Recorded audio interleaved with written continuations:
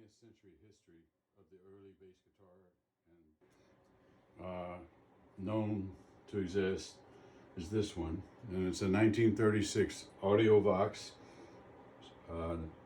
736 bass guitar. This was Paul Tutmarc's personal bass, and I got it from his grandson, and so this is the very first one of the 736s.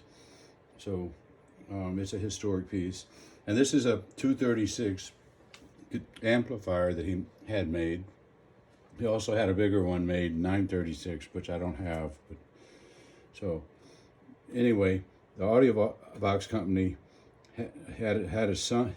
Paul had a son named Bud, and Bud designed his own electric bass in 1947. So this is a 1947 electric bass. It's called a Bud's Electro Serenader, and this is the amplifier that goes with it. And I did get this from his son, so in Seattle. That's where they made. Along comes Leo Fender, and in 1951, he built a 51 Fender Precision.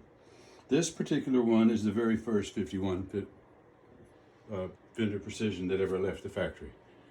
It's been in Vintage Guitar magazine, and they mistakenly called it the third bass ever made, but it is the first. And it was sold with a pro amplifier because they didn't have bass amps at that time. This one here is also a 51P bass.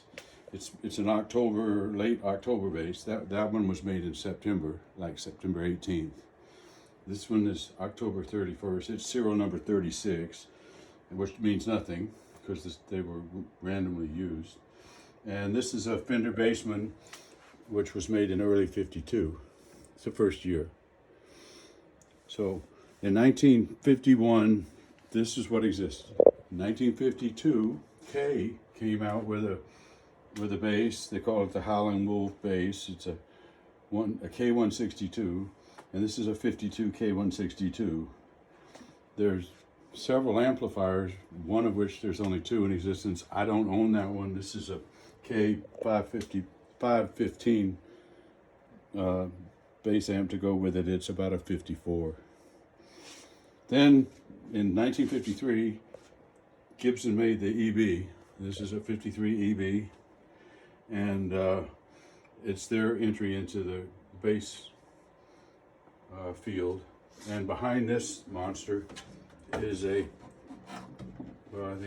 I'll move it. That is the amplifier that goes with the EB.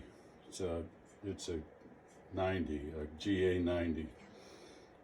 So that's the first, up to 53, that's all the basses that existed. In 54, they started making all kinds of different things, and so I kind of stopped collecting them. This is a 1912 Gibson Mando bass. I think it's and it came from the Chicago Mandolin Orchestra, and I have a picture of the man that bought it new, and I bought it from his grandson. So let me put this one away. This is a fretted non-electric.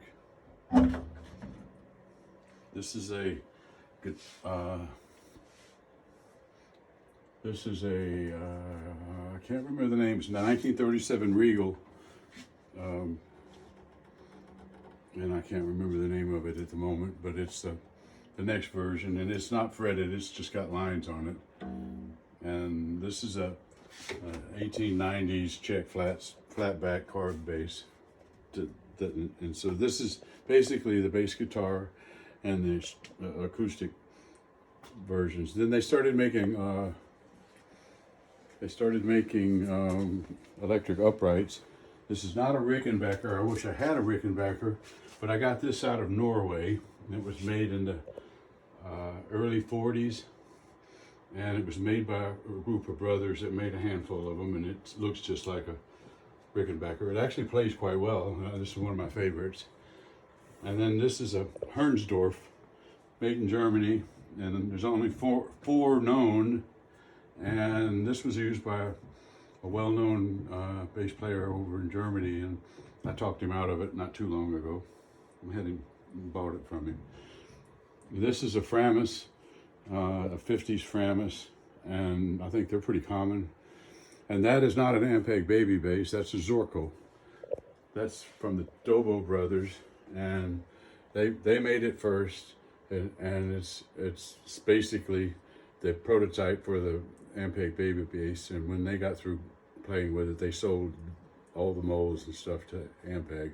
So that's the early collection. So.